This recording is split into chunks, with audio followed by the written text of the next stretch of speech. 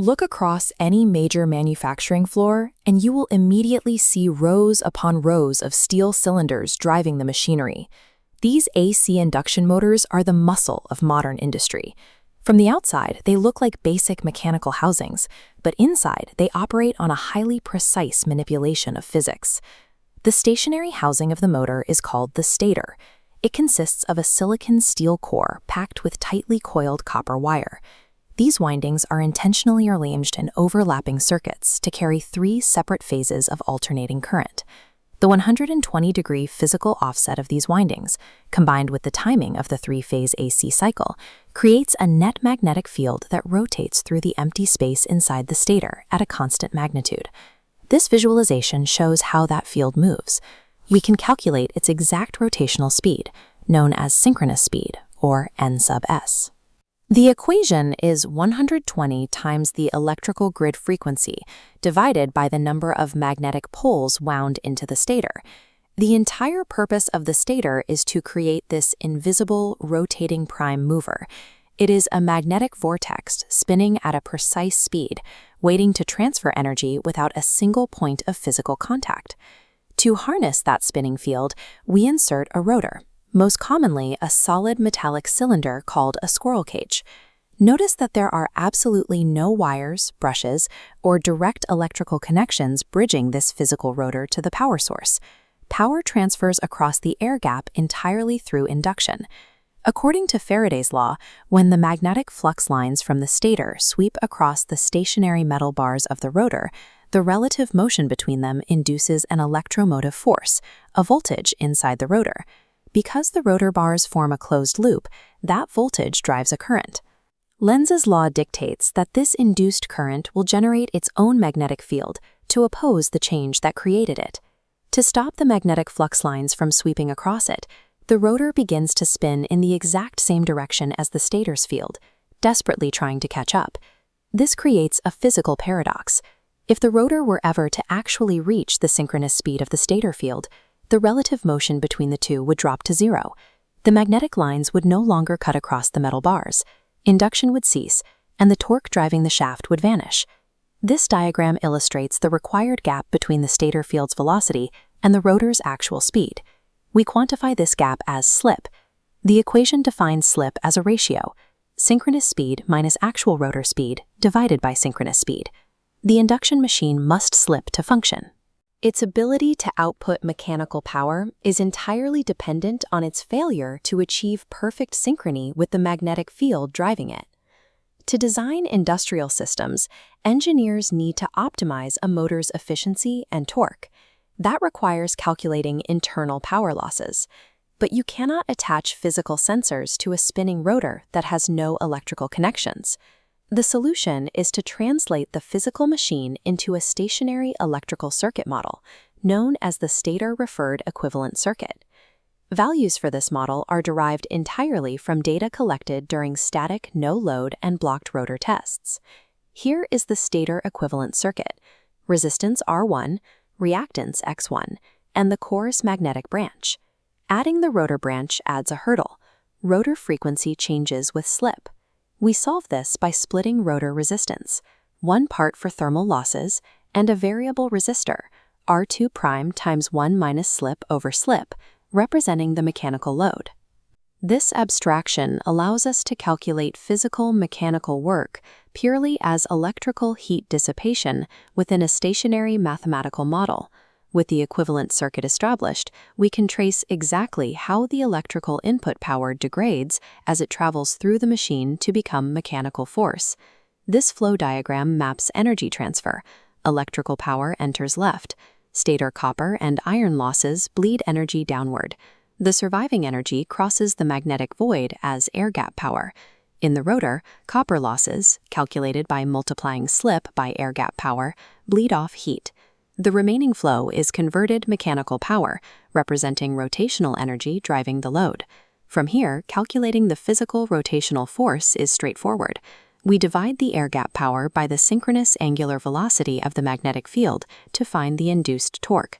The power flow model ruthlessly exposes the cost of slip. The heavier the mechanical load, the more the motor must slip to generate the necessary torque. But as slip increases, an increasing percentage of your input power is bled off as wasted heat. This torque-speed curve evaluates performance from standstill to synchronous speed. Notice the critical flaw at a standstill, where slip equals 1. With no counter-electromotive force from a spinning rotor, the motor draws a massive current inrush, up to 8 times capacity, while only producing modest starting torque. In an industrial setting, pulling that much amperage instantly sags the local power grid. Simultaneously, the sudden jolt of torque physically shocks the shafts, couplings, and pump housings connected to the motor. The legacy electrical solution to this problem is the star-delta starter. Upon startup, contractors configure the stator windings in a star pattern, which deliberately underpowers the motor to limit the current spike. Mathematically, this drops the phase voltage by the square root of 3, successfully cutting the starting current down to exactly 1/3. However, because torque is proportional to the square of the voltage, the starting torque is also severely penalized, dropping to exactly 1/3 of its capability. This approach is a compromise, not a cure. To fix the starting problem without starving the motor of voltage, engineers had to redesign the physical geometry of the rotor itself. Instead of using a standard solid bar in the rotor, engineers developed the double-cage rotor, abandoning a simple structure for an intricate nested design to manipulate electromagnetic physics. This cross-section shows 2 cages, an outer high-resistance brass cage and an inner low-resistance copper cage. At standstill, high grid frequency creates massive inductive reactance, choking the inner bar. Current is forced through the outer brass bar, limiting inrush current and generating massive starting torque. As the motor accelerates, slip and frequency plummet. Reactance vanishes and current shifts down to flow efficiently through the inner copper cage. Through physical geometry alone, the double-cage rotor acts as an automatic, solid-state variable resistor. It alters its own electrical properties based entirely on its rotational speed.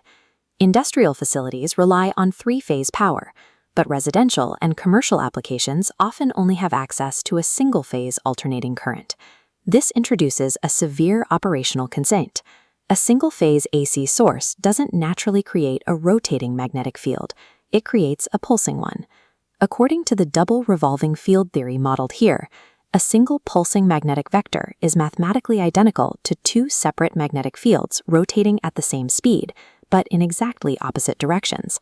At a complete standstill, these 2 opposing fields generate equal and opposite rotational forces. The torques cancel each other out perfectly. A single-phase induction motor simply cannot start itself. To break this stalemate, engineers add a secondary auxiliary winding inside the stator and wire a capacitor in series with it. This physically and electrically shifts the current by roughly 90 degrees. This temporal and spatial offset artificially simulates a multi-phase rotating field. It creates the asymmetric magnetic pull required to break the equilibrium and force the rotor to start turning. Without this artificial phase manipulation, the motor remains locked in electromagnetic symmetry. Induction requires an imbalance to perform work. While clever rotor geometries and starting capacitors solved early industrial problems, modern precision automation requires real-time, dynamic control over torque and speed, without relying on hardware compromises. Variable frequency drives allow us to adjust motor speed by changing the AC grid frequency. However, if you lower the frequency, you must simultaneously lower the voltage. Sailing to maintain this precise ratio will magnetically saturate the iron core, causing extreme overheating and catastrophic failure. The true culmination of the equivalent circuit mathematics is a modern technology known as field-oriented control. In this control scheme, microprocessors continuously sample the incoming 3-phase AC current. Using high-level mathematics, they decouple the complex AC waves into 2 independent orthogonal vectors, one that controls the magnetic flux and another that directly controls the torque. This mathematical decoupling gives the AC induction motor the instantaneous torque response and high-speed positioning once reserved for specialized servo systems. By mastering the paradox of slip and abstracting spinning iron into stationary mathematics, engineers transformed a rugged industrial assembly into a drive system capable of sub-millimeter robotic precision.